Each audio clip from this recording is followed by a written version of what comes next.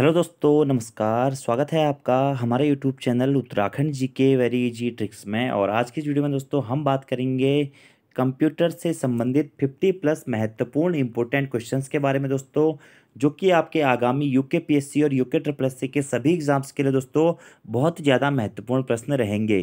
क्योंकि आपके दोस्तों एग्जाम्स में कंप्यूटर से 4 या 5 प्रश्न लगभग लगभग सभी एग्जाम्स में पूछे जा रहे हैं। इसीलिए दोस्तों आज की इस वीडियो में हम कंप्यूटर का विकास से संबंधित दोस्तों 50 प्लस इंपॉर्टेंट ऑब्जेक्टिव क्वेश्चन के बारे में बात करेंगे। इन क्वेश्चनों को दोस्तों आप डिटेल्स में याद कर लीजिएगा, अच्छे से पढ़ लीजिएगा, क्योंकि एग्जाम में यहाँ से प्रश्न आने की संभावनाएं दोस्तों बनी रहेंगी। अगर आपने इससे पहले के दोस्तों कंप्यूटर की वीडियोज़ नहीं देखी हुई हैं तो आप उनको भी जरूर देख लीजिएगा। प्लेलिस्ट में आपको सारी वीडियोज़ मिल जाएंगी दोस्तों कंप्यूटर वाले फोल्डर में। वो आपके आगामी सभी एग्जाम्स के लिए दोस्तों बहुत ही ज़्यादा महत्वपूर्ण रहेंगी। वीडियो पसंद आती है तो यार वीडियो को लाइक जरूर करें, कमेंट जरूर करें और अपने दोस्तों के साथ भी वीडियो को जरूर शेयर करें। और अभी तक आपने हमारा चैनल सब्सक्राइब नहीं किया हुआ है तो हमारे चैनल को आप सब्सक्राइब भी जरूर कर लें। चलिए शुरू करते हैं दोस्तों आज की इस वीडियो को। आज का हमारा पहला क्वेश्चन है कि प्रथम गणना यंत्र यानी कि कैलकुलेटिंग डिवाइस कौन सी है। तो प्रथम जो गणना यंत्र है दोस्तों वह है कौन सा? अबेकस। अबेकस क्या है दोस्तों? प्रथम गणना यंत्र है। गणना करने के लिए दोस्तों इसका उपयोग सर्वप्रथम किया गया था, ठीक है। और इसका मेनली जो उपयोग है वह अरिथमेटिक कैलकुलेशन यानी कि अंक की गणना करने के लिए किया गया था। और इसमें गणना जो थी वह तारों में पिरोए मोतियों के माध्यम से की जाती थी। और ये अबेकस का आविष्कार कहाँ हुआ था?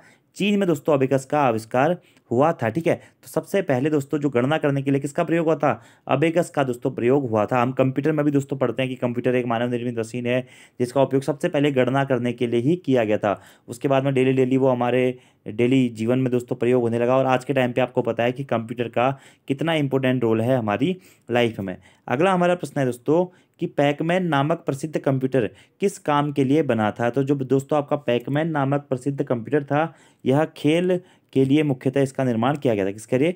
खेल के लिए दोस्तों पैकमैन नामक कंप्यूटर का जो निर्माण है दोस्तों वह किया गया था, ठीक है। ऐसे अलग अलग प्रकार के दोस्तों आपने जो कंप्यूटर हैं वह पढ़े होंगे, जैसे कि एक पाम टॉप टाइप का कंप्यूटर होता है। यह भी दोस्तों एक छोटे आकार का कंप्यूटर होता है। इसमें इनपुट ध्वनि के रूप में दिया जाता है, ठीक है। ऐसे दोस्तों लैपटॉप हो गया, पर्सनल कंप्यूटर हो गया, माइक्रो कंप्यूटर हो गया, मिनी कंप्यूटर हो गया, सुपर कंप्यूटर हो गया, पैकमैन हो गया। यह सभी दोस्तों आपके क्या हैं? कंप्यूटर के टाइप हैं। सभी कंप्यूटर का अपना अलग अलग यूज़ दोस्तों होता है। तो यहाँ पर जो क्वेश्चन था आपका वो था पैकमैन नामक प्रसिद्ध कंप्यूटर किस कार्य हेतु बना था। तो जो पैकमैन नामक प्रसिद्ध कंप्यूटर था दोस्तों यह बना था किसके लिए? खेल के लिए। अगला हमारा प्रश्न है दोस्तों किसने प्रथम मैकेनिकल कैलकुलेटर का निर्माण किया था। तो मैकेनिकल कैलकुलेटर का निर्माण दोस्तों सर्वप्रथम किसने किया था? यह किया था दोस्तों किसने? ब्लेज पास्कल ने। ब्लेज पास्कल ने क्या किया था? मैकेनिकल कंप्यूटर का आविष्कार किया था, ब्लेज पास्कल, ठीक है। पास्कल कैलकुलेटर दोस्तों जिसे पास्क लाइन भी कहा जाता है, यह एक मैकेनिकल कैलकुलेटर था जिसका निर्माण दोस्तों सन 1645 में फ्रांस के एक प्रसिद्ध गणितज्ञ ब्लेज पास्कल के द्वारा किया गया था, ठीक है। इस जो पास्कल कैलकुलेटर था दोस्तों जिसे मैकेनिकल कैलकुलेटर भी कहा जाता है, इसका दोस्तों जो मुख्य काम था वह इंटरलॉकिंग के माध्यम से गणना करना है था, ठीक है। इसमें 0 से 9 तक की संख्याएं दर्शाई जाती थी और उसके माध्यम से एडिंग मशीन भी इसे कहा जाता है। उसके माध्यम से इसमें जोड़ या घटाव के कार्य होते थे, जिसको पास्कल कैलकुलेटर, पास्कलाइन या फिर मैकेनिकल कैलकुलेटर भी कहा जाता है। ब्लेज पास्कल ने इसका निर्माण किया था। अगला प्रश्न है किसने पंच कार्ड का आरंभ किया, ठीक है। पावरस, जैकवार्ड, पास्कल, ये सभी इनमें से कोई नहीं। तो ऑप्शन नंबर ई दोस्तों इसमें से सही होगा कि पंच कार्ड का जो आविष्कार था दोस्तों जिसे हम क्या कहते हैं? हरमन हेलोर्थ के द्वारा दोस्तों 1880 के लगभग में इस पंच कार्ड का आविष्कार किया गया था, ठीक है। किसके द्वारा? हरमन हॉलर्थ के द्वारा दोस्तों इसका आविष्कार किया गया था। इसमें दोस्तों 80 कॉलम कोड होते हैं और सेंसस टेबुलेटिंग मशीन के माध्यम से दोस्तों इसका कार्य किया जाता है, ठीक है। तो हरमस या हरमैन हॉलर्थ के द्वारा पंच कार्ड का निर्माण किया गया था, या फिर क्या पंच कार्ड का आरंभ किसने किया था? हरमन हॉलर्थ के द्वारा किया गया था, ठीक है। और ये भी आज के कंप्यूटर की तरह ही होता था, एक कार्ड होता था उसमें और इसके द्वारा 80 कॉलम कोड और सेंसस टेबुलेटिंग मशीन का भी आविष्कार किया गया था। किसके द्वारा? हरमन हॉलर्थ के द्वारा। अगला प्रश्न है एनालॉग कंप्यूटर है, तो एनालॉग कंप्यूटर क्या है दोस्तों? आपसे यह प्रश्न पूछा गया है। तो इसका आंसर हो जाएगा आपका ऑप्शन नंबर सी, निम्न स्तर पर संप्रेषित करना, ठीक है। तो अगर एनालॉग कंप्यूटर के बारे में बात करें दोस्तों, तो देखिए कंप्यूटर आपका अलग अलग प्रकार के होते हैं, बहुत प्रकार के आपके कंप्यूटर होते हैं, जिसमें से जो दोस्तों आपका एनालॉग कंप्यूटर होता है, इसमें जो इलेक्ट्रिसिटी होती है वह एनालॉग के रूप में दोस्तों प्रदान किया जाता है, और इसकी जो स्पीड होती है वह धीमी स्पीड होती है। बाकी जो आपके वोल्टमीटर हो गया, बैरोमीटर हो गया आदि जो होते हैं दोस्तों, यह एनालॉग यंत्र के ही आपके उदाहरण होते हैं। ठीक है, तो एनालॉग कंप्यूटर क्या होता है, निम्न स्तर पर संप्रेषित करना। ठीक है, यानी कि जिसकी गति दोस्तों धीमी होती है, जो धीमी गति पर काम करता है उसको बोलते हैं क्या, एनालॉग कंप्यूटर। ठीक है, ऐसे दोस्तों एक होता है डिजिटल कंप्यूटर। डिजिटल कंप्यूटर में क्या होता है, डिजिटल पल्स के माध्यम से, यानी कि 0 और 1 के संख्या के रूप में दोस्तों इसमें कार्य होता है, और इसका काम दोस्तों तीव्र गति से किया जाता है। ठीक है, ये भी आपको याद रखना है। बाकी निम्न स्तर पर संप्रेषित करना ये हो जाएगा आपका इसका आंसर। ठीक है, अगले प्रश्न की बात करते हैं। वैसे दोस्तों जो एनालॉग कंप्यूटर है, इसमें ऑप्शन ए भी आपका सही हो सकता है। एक यंत्र जो भौतिक राशि जो लगातार बदलती रहती है वैसे डाटा पर कार्य करता है। ठीक है, ऑप्शन नंबर ए भी आपका ठीक है, लेकिन आपका बुक में राइट आंसर दोस्तों ऑप्शन नंबर सी इसमें दिया गया है। अगला प्रश्न है, इनमें से कौन पीसी की सही व्याख्या करता है। तो पीसी की सही व्याख्या दोस्तों इसमें से क्या करता है, देखिए सभी स्टाफ के लिए स्वतंत्र कंप्यूटर है, बिल्कुल सही है।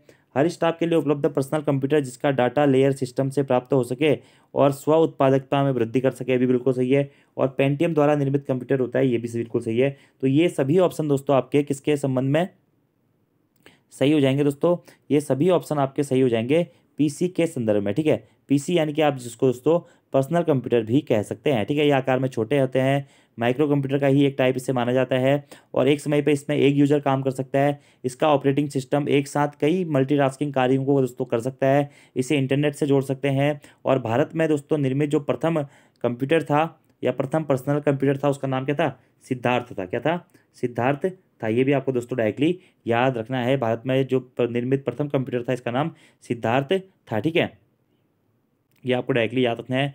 बाकी घरों में व्यावसायिक रूप में मनोरंजन करने में, आंकड़ों को संग्रहण करने में इसका प्रयोग किया जाता है। किसका, पर्सनल कंप्यूटर पीसी का। ठीक है, आकार में छोटे होते हैं। अगला प्रश्न है दोस्तों, लैपटॉप क्या है। एक क्लिनिकल प्रयोगशाला में उपयुक्त कंप्यूटर, कॉम्पैक्ट द्वारा निर्मित कंप्यूटर, छोटे हल्के कंप्यूटर जो सूटकेस में आ सकें, या ये सभी। तो ऑप्शन नंबर डी दोस्तों आपका सही हो जाएगा। ये सभी आपके क्या होते हैं, लैपटॉप होते हैं। लैपटॉप भी दोस्तों पीसी की तरह कार्य करता है, आकार में पीसी से भी छोटा होता है, इसे कहीं भी आप एक स्थान से दूसरे स्थान तक ले जा सकते हैं। यह पोर्टेबल होता है, सीपीयू, मॉनिटर, कीबोर्ड, माउस, अन्य ड्राइव इसमें लगे हुए रहते हैं, एक साथ आप इसमें ऑपरेट कर सकते हैं। यह बैटरी से आपका कार्य करता है। ठीक है, इसे कहीं पर भी ले जाकर आप यूज कर सकते हैं, ब्लूटूथ, वाईफाई आदि की सहायता से भी इसका प्रयोग दोस्तों आप कर सकते हैं। ठीक है, तो लैपटॉप क्या है, कॉम्पैक्ट आकार का होता है, छोटे हल्के कंप्यूटर जो सूटकेस में आ सकते हैं, और क्लिनिकल प्रयोगशाला में उपयुक्त यह कंप्यूटर होता है। ये भी आपको डायरेक्टली याद रखना है। अगला प्रश्न है, सुपर कंप्यूटर है। ठीक है, देखिए एक साथ बहुत सारे प्रयोक्ता के डाटा प्रोसेस कर सकता है, यह तीव्र और महंगी कंप्यूटर सिस्टम है, बड़े संगठनों में उपयोग में आता है। ये सभी दोस्तों आपके सही आंसर हो जाएंगे। जो सुपर कंप्यूटर है दोस्तों, यह आपका वह एक बहुत तीव्र गति का दोस्तों कंप्यूटर है, और एक महंगा कंप्यूटर सिस्टम दोस्तों ये होता है। और अब तक का सबसे शक्तिशाली अगर कंप्यूटर सिस्टम की बात करें तो वह है दोस्तों सुपर कंप्यूटर सिस्टम। ठीक है, और सुपर कंप्यूटर सिस्टम या विश्व का प्रथम सुपर कंप्यूटर किसके द्वारा खोजा गया था, तो 1976 में दोस्तों क्रे वन, किसके द्वारा, क्रे वन के द्वारा दोस्तों यह सुपर कंप्यूटर खोजा गया था। ठीक है, और भारत में जो सुपर कंप्यूटर की खोज हुई थी, या भारत का प्रथम सुपर कंप्यूटर था कौन सा, परम परम था दोस्तों, जिसे सीडेक द्वारा 1991 में विकसित किया गया था। तो विश्व का जो प्रथम सुपर कंप्यूटर था वह 1976 में क्रे के द्वारा खोजा गया था, और वहीं भारत का दोस्तों जो सर्वप्रथम सुपर कंप्यूटर था वो था परम। ये भी आपको याद रखना है, जिसे किसने, आपका सीडेक द्वारा 1991 में दोस्तों विकसित किया गया था। ठीक है, और इसकी जो प्रोसेसिंग क्षमता होती है दोस्तों वह बहुत तेज होती है, मल्टी प्रोसेसिंग का ये काम करता है। सबसे तेज जो गति होती है इसी कंप्यूटर की होती है। इसे दोस्तों कई व्यक्ति इस पर बैठ के एक साथ काम कर सकते हैं। इसका उपयोग ग्राफिक्स में, परमाणु अनुसंधान और बड़े बड़े दोस्तों बड़े संगठनों में इसका उपयोग किया जाता है। डीआरडीओ यानी कि दोस्तों डिफेंस रिसर्च डेवलपमेंट ऑर्गेनाइजेशन जो है हमारा, और बार्क में दोस्तों इसका उपयोग मेनली किया जाता है सुपर कंप्यूटर का। ठीक है, और जो हमारा पेज सीरीज़ के सुपर कंप्यूटर हैं वह डीआरडीओ, तथा एक दोस्तों हमारा आता है अनुपम सीरीज के सुपर कंप्यूटर। ठीक है, जिसे बार्क के द्वारा विकसित किया जा रहा है। आपको यह याद रखना है सुपर कंप्यूटर के बारे में। प्रयोगता बहुत सारे लोग एक साथ काम कर सकते हैं, तीव्र और महंगी होता है, बड़े संगठन में इसका प्रयोग किया जाता है। अगला प्रश्न दोस्तों, इनमें से कौन सा सही नहीं है। नोटबुक कंप्यूटर हल्का एवं नोटबुक के सदृश दिखाता है। पॉमटॉप कंप्यूटर हल्का तथा जेब में आ सकता है। पॉमटॉप कंप्यूटर को पायो कंप्यूटर भी कहते हैं। पोर्टेबल कंप्यूटर को डेस्कटॉप पीसी या दूसरे कंप्यूटर से जोड़ा जा सकता है। तो कौन सा आपका सही नहीं है दोस्तों, ये पूछा गया आपका। तो इसमें से ऑप्शन बी दोस्तों आपका सही नहीं है। क्यों? क्योंकि पॉमटॉप कंप्यूटर जो होता है वह दोस्तों क्या होता है, हल्का नहीं होता है, ठीक है। यह आकार में भले ही छोटा होता है, इसे हथेली पर रखकर दोस्तों उपयोग किया जाता है, लेकिन पॉकेट में ये नहीं आ पाता है, ठीक है। तो ऑप्शन नंबर बी आपका सही नहीं है, जबकि जो आपका नोटबुक कंप्यूटर है उसे हल्का और नोटबुक के दृश्य से दर्शाता है, ये बिल्कुल सही है, ठीक है। बाकी पॉमटॉप कंप्यूटर को पायो कंप्यूटर भी कहते हैं, बिल्कुल ये सही है दोस्तों। पीडीए भी इसे कहा जाता है। पोर्टेबल कंप्यूटर को डेस्कटॉप पीसी या दूसरे कंप्यूटर से जोड़ा जा सकता है, ये भी बिल्कुल सही है। तो ऑप्शन नंबर बी आपका इसमें सही नहीं है। अगला ऑप्शन है कंप्यूटर की का बुनियादी संरचना यानी कि बेसिक जो आपका आर्किटेक्चर है का विकास किसने किया था। तो कंप्यूटर का जो बेसिक आर्किटेक्चर है दोस्तों, इसका जो विकास है यह किया था किसने, चार्ल्स बेबेज ने। अगला प्रश्न है अब तक का कौन सबसे बड़ा, सबसे तेज तथा सबसे महंगा कंप्यूटर है। तो सुपर कंप्यूटर दोस्तों अब तक का सबसे बड़ा, सबसे तेज और सबसे महंगा कंप्यूटर है, आपको यह याद रखना है। अगला प्रश्न है सामान्य रूप से प्रयुक्त किया जाने वाला कंप्यूटर आपका कौन सा है। तो सामान्य रूप से दोस्तों जो प्रयोग आपका प्रयुक्त किया जाने वाला कंप्यूटर होता है वो होता है आपका कौन सा, डिजिटल दोस्तों कंप्यूटर। क्या होता है वह, डिजिटल कंप्यूटर होता है। इसमें डिजिट्स के फॉर्मेट में दोस्तों जो गणना होती है 0 और 1 के फॉर्मेट में होती है, ठीक है। इसकी गति बहुत तीव्र होती है, यह करोड़ों गणनाएं दोस्तों प्रति सेकंड एक साथ काम कर सकता है। बाइनरी डिजिट या बाइनरी सिस्टम पर दोस्तों आपका डिजिटल कंप्यूटर काम करता है, ठीक है। और ये 0 और 1 के फॉर्मेट में इलेक्ट्रॉनिक पल्स के रूप में दोस्तों कार्य करता है। बाकी एनालॉग कंप्यूटर मैंने आपको बताया था एनालॉग रूप में काम करता है, गति इसकी धीमी होती है। एक होता है दोस्तों क्या, हाइब्रिड कंप्यूटर, ठीक है। हाइब्रिड कंप्यूटर में क्या होता है, यह डिजिटल और एनालॉग कंप्यूटर दोनों का एक मिश्रित रूप होता है, जिसमें इनपुट और आउटपुट जो आपका होता है वो एनालॉग फॉर्मेट में होता है, जबकि जो प्रोसेसिंग होती है दोस्तों, प्रोसेसिंग आपकी इसकी डिजिटल फॉर्मेट में होती है, ठीक है। तो और इसमें दोस्तों एडीसी कन्वर्टर यानी कि एनालॉग टू डिजिटल कन्वर्टर और डीएसी यानी कि डिजिटल टू एनालॉग कन्वर्टर भी लगे रहते हैं किसमें, हाइब्रिड कंप्यूटर में। अगला दोस्तों प्रश्न है कि क्रे क्या है। तो क्रे दोस्तों आपका क्या है, सुपर कंप्यूटर है क्या दोस्तों, क्रे, ठीक है। मैंने आपको पहले बताया था कि सुपर कंप्यूटर का आविष्कार 1976 में क्रे 1 के द्वारा किया गया था। और क्रे 1 जो है दोस्तों यह क्या है, एक आपका सुपर कंप्यूटर का ही उदाहरण है, उदाहरण भी है क्या, क्रे सुपर कंप्यूटर का। अगले प्रश्न की बात करते हैं, पंचम पीढ़ी के कंप्यूटरों की प्रमुख विशेषता निम्न में से कौन सी होगी। घर घर उपयोग, बहुआयामी उपयोग, कृत्रिम वृद्धि या बहुत कम कीमत। तो दोस्तों जो आपको पता है कि कंप्यूटर की हमारी जनरेशन चलती है, अलग अलग पीढ़ियां चलती हैं। तो जो कंप्यूटर की 5वीं पीढ़ी है दोस्तों, इसकी मुख्यतः विशेषता क्या होती है कि इसका घर घर में दोस्तों इसका प्रयोग हो रहा है, इसमें 5वीं पीढ़ी में, ठीक है। कंप्यूटर की कितनी पीढ़ी आई है वर्तमान में दोस्तों, इसकी 5वीं पीढ़ी चल रही है, ठीक है। प्रथम पीढ़ी में जो कंप्यूटर थे वो बहुत बड़े आकार के दोस्तों होते थे, ठीक है। इलेक्ट्रॉनिक सर्किट्स का प्रयोग किया जाता है यानी कि वैक्यूम ट्यूब्स का उसमें प्रयोग किया जाता था। दूसरी पीढ़ी के कंप्यूटर प्रथम पीढ़ी के कंप्यूटर से थोड़ा सा छोटे होते थे, ठीक है। जो आपका उसमें स्टोरेज क्षमता होती थी वह प्रथम पीढ़ी से थोड़ा ज़्यादा होने लगी, इसमें ट्रांजिस्टर का उपयोग किया जाने लगा। तीसरी पीढ़ी के कंप्यूटर में दोस्तों आईसी यानी कि इंटीग्रेटेड चिप्स का प्रयोग किया जाने लगा, यह थोड़ा सा उससे और छोटे आकार के थे। चौथी पीढ़ी के कंप्यूटर में दोस्तों वीएलएसआई और यूएलएसआई यानी कि वेरी लार्ज स्केल इंटीग्रेशन और अल्ट्रा लार्ज स्केल इंटीग्रेशन का प्रयोग किया जाने लगा, ठीक है। इसमें एक ही चिप में कई सारे लाखों करोड़ों डाटा को सेव किया जा सकता था। उसके बाद में दोस्तों 5वीं पीढ़ी आई, ठीक है। 5वीं पीढ़ी में दोस्तों ऑप्टिकल डिस्क के माध्यम से इसमें आपका यह काम कर रहा है, ठीक है। और इस कंप्यूटर में वीएलएसआई और यूएलएसआई के स्थान पर दोस्तों, सॉरी वीएलएसआई के स्थान पर मेनली यूएलएसआई यानी कि अल्ट्रा लार्ज स्केल इंटीग्रेशन का प्रयोग किया जा रहा है, ठीक है। एक चिप में दोस्तों करोड़ों डाटा हम लोग डाल सकते हैं, इसमें संग्रहण हो गया, आपका डिस्क हो गया, मेमोरी हो गया, वह हाई लेवल की आ रही है। इंटरनेट, ईमेल तथा वर्ल्ड वाइड के वेब का आपका आविष्कार हो गया। 5वीं पीढ़ी में बहुत तीव्र और छोटे गति से चलने वाले कंप्यूटर का विकास हो गया है।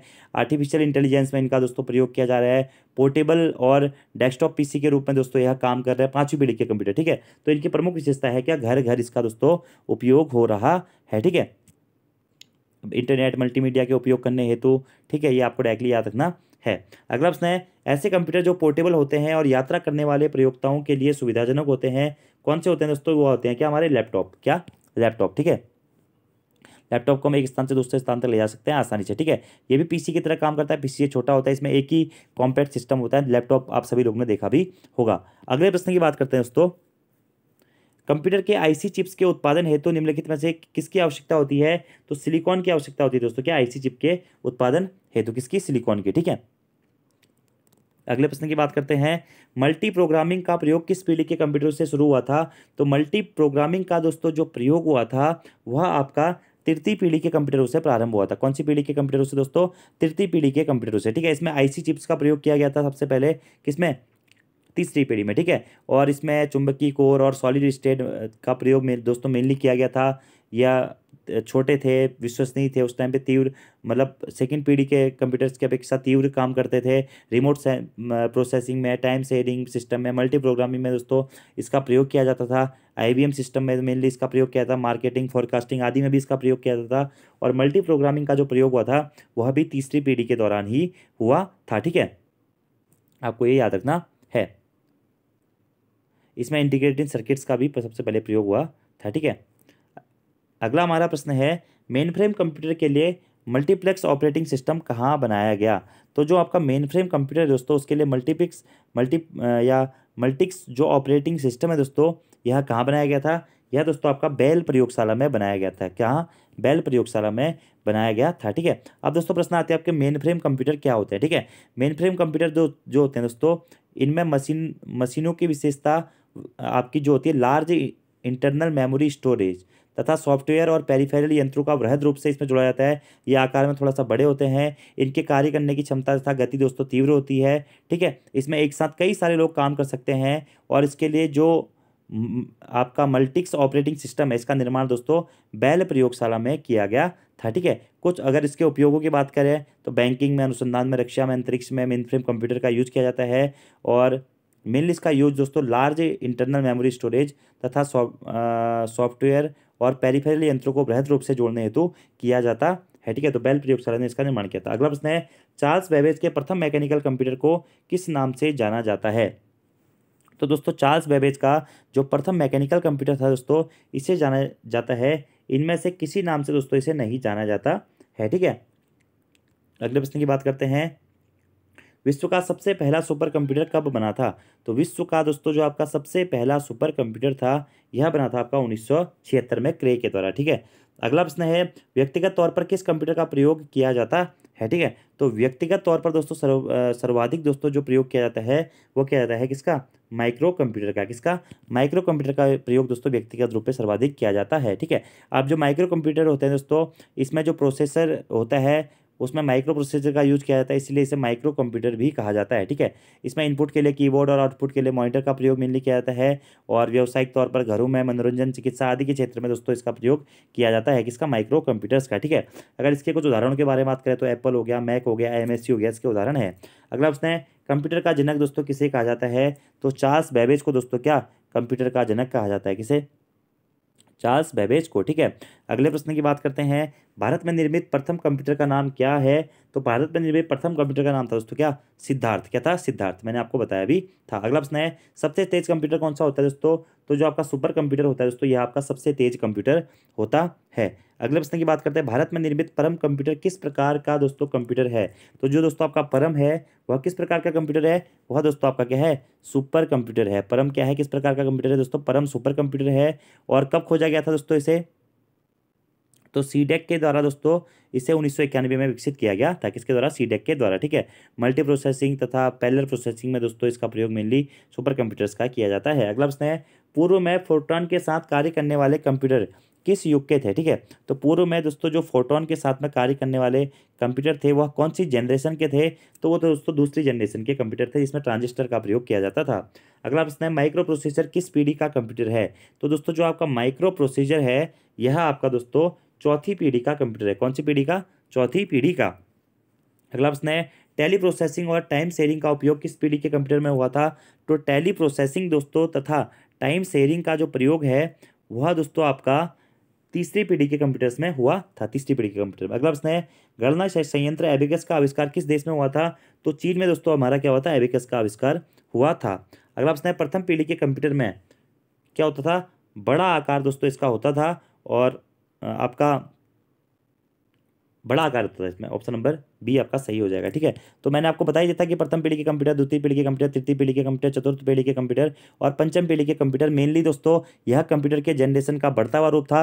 प्रथम पीढ़ी में स्लो होते थे, सेकंड पीढ़ी में थोड़ा सा और तेज हुए, थर्ड में और तेज हुए, फोर्थ में थोड़ा सा और तेज हुए, पांचवें में फिर पूरे दोस्तों स्पीडी हैं, ठीक है। और प्रथम पीढ़ी के कंप्यूटर का साइज बहुत बड़ा होता था, दूसरे का थोड़ा उससे छोटा, तीसरे का थोड़ा उससे छोटा, चौथे का थोड़ा उससे छोटा, पांचवीं पीढ़ी के कंप्यूटर का साइज बहुत दोस्तों छोटा हो गया, ठीक है। प्रथम पीढ़ी के जो कंप्यूटर थे उसमें स्पीड बहुत कम थी दोस्तों, दूसरी में थोड़ा बड़ी, तीसरी में फिर बड़ी, चौथी में फिर बड़ी, फिर ऐसे दोस्तों जो साइज है वह लगातार घटते गया। ठीक है, मेमोरी का आकार जो है लगातार बढ़ते गया। प्रथम पीढ़ी के कंप्यूटर में दोस्तों आपका वैक्यूम ट्यूब्स का प्रयोग किया जाता था। ठीक है, दूसरी पीढ़ी में ट्रांजिस्टर आया, तीसरी पीढ़ी में आपका दोस्तों आईसी आया, इंटीग्रेटेड सर्किट्स आया, चौथी पीढ़ी में आपका वीएलएसआई आया, वेरी लार्ज स्केल इंटीग्रेशन, और पांचवी पीढ़ी में दोस्तों आपका यूएलएसआई आया, अल्ट्रा लार्ज स्केल इंटीग्रेशन। अगला प्रश्न है, तृतीय पीढ़ी के कंप्यूटर में मुख्य घटक क्या था? इंटीग्रेटेड सर्किट था, ये मैंने आपको बता ही दिया है। अगला प्रश्न है, कार्य पद्धति के आधार पर कंप्यूटर कितने प्रकार के होते हैं? ठीक है, तो अगर दोस्तों कार्य पद्धति की बात करें तो कार्य पद्धति के आधार पर दोस्तों आपका कंप्यूटर के हाँ, कार्य पद्धति के आधार पर दोस्तों कंप्यूटर के प्रकार है, क्या है? डिजिटल, एनालॉग, माइक्रो, मिनी, या एक और दोनों। ठीक है, तो कार्य पद्धति के आधार पर दोस्तों अगर बात करें तो एक और दो, दोनों आपका इसका आंसर हो जाएगा। एक मिनट, कार्य पद्धति के आधार पर कंप्यूटर के प्रकार होते हैं। ठीक है, या कंप्यूटर का प्रकार है, आप ये कह सकते हैं। तो कार्य पद्धति के आधार, हाँ, एक और दो, दोनों इसमें हो जाएगा। तो ठीक है, इसके साथ में एक और प्रकार होता है दोस्तों, क्या, जिससे हम दोस्तों बोलते हैं हाइब्रिड कंप्यूटर। ठीक है, अगला प्रश्न है, डैश डैश सुपर चिप का प्रयोग मिनी कंप्यूटरों में लगाने से वह सुपर मिनी कंप्यूटर बन सकता है। कौन सी सुपर चिप का प्रयोग दोस्तों मिनी कंप्यूटर में लगाने से वह सुपर मिनी कंप्यूटर बन सकता है? तो वो होगी दोस्तों आपके कौन सी? 80386 सुपर चिप। अगला प्रश्न है, टेलीविजन के आकार का कंप्यूटर निम्नलिखित में से कौन होता है? ठीक है, तो टेलीविजन के आकार का दोस्तों जो कंप्यूटर होता है वह होता है कौन सा? Micro computer. ठीक है, कौन सा? Micro computer. अगला प्रश्न है, माइक्रो कंप्यूटर की क्षमता डैश डैश डैश प्रति सेकंड होती है, कितना दोस्तों? तो माइक्रो कंप्यूटर की आपकी जो क्षमता है दोस्तों वह होती है 5 लाख संक्रियाएं प्रति सेकंड। ठीक है, कितना? सॉरी, 1 लाख संक्रियाएं प्रति सेकंड होती है दोस्तों किसकी? माइक्रो कंप्यूटर की क्षमता कितनी होती है? 1 लाख संक्रियाएं प्रति सेकंड। अगला प्रश्न है दोस्तों, आईएमएसी एक प्रकार का क्या है? प्रोसीजर है, मॉडेम है, नेटवर्क है, मशीन है, या फिर कुछ नहीं है? तो दोस्तों जो आपका आईएमएसी है यह क्या है? एक प्रकार का क्या है दोस्तों? एक मशीन है। ठीक है, आईएमएसी क्या है? एक प्रकार की दोस्तों क्या है? मशीन है। ये आपको डायरेक्टली याद रखना है, या मेनली आप ये कह सकते हैं एक प्रकार का क्या है दोस्तों? माइक्रो कंप्यूटर है, क्या? आईएमएसी। ठीक है, क्या है? एक प्रकार का माइक्रो कंप्यूटर है जिसकी क्षमता 1 लाख संक्रियाएं प्रति सेकंड होती है। अगला प्रश्न है, एनालिटिक इंजन का जो निर्माण है दोस्तों वह किसने किया था? तो एनालिटिक इंजन का जो निर्माण है दोस्तों यह किया था चार्ल्स बेबेज ने।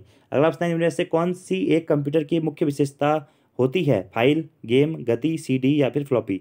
तो इसमें से दोस्तों जो कंप्यूटर की एक प्रमुख विशेषता है दोस्तों वह है आपका इसकी स्पीड। अगला प्रश्न है, प्रथम पीढ़ी के कंप्यूटर में मुख्य इलेक्ट्रॉनिक घटक क्या था दोस्तों? वो था निर्वात ट्यूब। ठीक है, ऑप्शन नंबर सी। बाकी ट्रांजिस्टर दूसरी पीढ़ी में था, इंटीग्रेटेड सर्किट तीसरी पीढ़ी में था। ठीक है, याद रखना है। आकार के आधार पर कंप्यूटर के कौन से प्रकार नहीं है? Micro computer, mini computer, super mini computer, main frame computer, या फिर ऑप्टिकल कंप्यूटर? तो इसमें से दोस्तों आपका ऑप्टिकल कंप्यूटर आकार के आधार पर कंप्यूटर का प्रकार नहीं है। अगला प्रश्न है, अंकीय कंप्यूटर डैश डैश डैश गणनाएं प्रति सेकंड कर सकता है। जो भी आपका दोस्तों डिजिटल कंप्यूटर होता है कितनी गणनाएं प्रति सेकंड कर सकता है? तो करोड़ों गणनाएं दोस्तों आपका प्रति सेकंड दोस्तों कर सकता है, क्या? आपका अंकीय कंप्यूटर। ये भी आपको याद रखना है, अच्छा प्रश्न है। ठीक है, बाकी दोस्तों जो सभी आपके बेसिक बेसिक से फैक्ट है ना वो मैं आपको डिस्क्राइब कर दे रहा हूँ, तो आप इनको कंटिन्यूसली नोट डाउन करते हुए चले। ठीक है, करोड़ों गणनाएं प्रति सेकंड यह कर सकता है कौन सा? Digital computer. अगला प्रश्न है, सुपर मिनी कंप्यूटर में कितनी संक्रियाएं प्रति सेकंड समाहित होती है? ठीक है, अगर दोस्तों सुपर मिनी कंप्यूटर की बात करें दोस्तों तो इसमें जो होता है दोस्तों आपको बताया कि बहुत तेज स्पीड से दोस्तों ये काम करता है। तो इसमें करीबन करीब 5 लाख संक्रियाएं प्रति सेकंड समाहित होती हैं। अगला प्रश्न है, माइक्रो कंप्यूटर में जो नहीं आते हैं उनका नाम क्या है? तो माइक्रो कंप्यूटर में दोस्तों जो नहीं आते हैं उसे हम कहते हैं क्या? Atomic computer. क्या कहते हैं? एटॉमिक कंप्यूटर कहते हैं। अगला प्रश्न है, सर्वप्रथम पंच कार्ड का प्रयोग किसने किया था? तो सर्वप्रथम दोस्तों जो पंच कार्ड का आपका प्रयोग है वह जोसेफ मैरी ने किया था। ठीक है, पंच कार्ड का प्रयोग सर्वप्रथम किसने किया था? जोसेफ मैरी ने किया था। वहीं दोस्तों पूछा जाए कि पंच कार्ड का आविष्कार किसने किया था? तो पंच कार्ड का दोस्तों जो आविष्कार था वह किया था किसने? हरमैन होलर्थ ने। ये भी आपको याद रखना है। अगला प्रश्न है, निम्नलिखित में से कंप्यूटर का पितामह किसे कहा जाता है? तो कंप्यूटर का पितामह आपको दोस्तों पता है किसे कहा जाता है? चार्ल्स बेबेज को दोस्तों कंप्यूटर का पितामह कहा जाता है। अगला प्रश्न है, कंप्यूटर के विकास में सर्वाधिक योगदान किसका है दोस्तों? तो कंप्यूटर के योगदान में सर्वाधिक विकास माना जाता है किसका? वॉन न्यूमैन का। किसका? वॉन न्यूमैन का। अगला प्रश्न है, प्रथम अंकीय कंप्यूटर के ब्लूप्रिंट के विकास में सर्वाधिक योगदान किसका था? तो प्रथम दोस्तों जो डिजिटल कंप्यूटर था उसके ब्लूप्रिंट के विकास में जो सर्वाधिक योगदान था दोस्तों वह था किसका? चार्ल्स बेबेज का। अगला प्रश्न है, सर्वप्रथम आधुनिक कंप्यूटर की खोज कब हुई थी? तो सर्वप्रथम दोस्तों आधुनिक कंप्यूटर की आपकी खोज हुई कब? आपका 1946 ईस्वी में। अगले प्रश्न की बात करते हैं, इंटीग्रेटेड सर्किट चिप का विकास किसने किया था? तो इंटीग्रेटेड सर्किट यानी कि आईसी चिप दोस्तों जो कि हमारी थर्ड जनरेशन से हम यूज करते हैं, इसका जो विकास है वह किसके द्वारा किया गया था? तो ये किया गया था किसके द्वारा? JS किल्बी के द्वारा। अगला प्रश्न है, इंटीग्रेटेड सर्किट पर किसकी परत होती है? तो इंटीग्रेटेड सर्किट पर दोस्तों आपकी किसकी? सिलिकॉन की परत होती है। किसकी? सिलिकॉन की। अगला प्रश्न है, चुंबकीय डिस्क पर किस पदार्थ की परत होती है? तो चुंबकीय डिस्क पर दोस्तों क्या? आयरन ऑक्साइड की परत होती है। किसकी? आयरन ऑक्साइड की। अगला प्रश्न है, सर्वाधिक शक्तिशाली कंप्यूटर कौन सा है दोस्तों? तो सर्वाधिक आपका जो शक्तिशाली कंप्यूटर है दोस्तों वो है सुपर कंप्यूटर। अगला प्रश्न है, डिजिटल कंप्यूटर किस सिद्धांत पर काम करता है दोस्तों?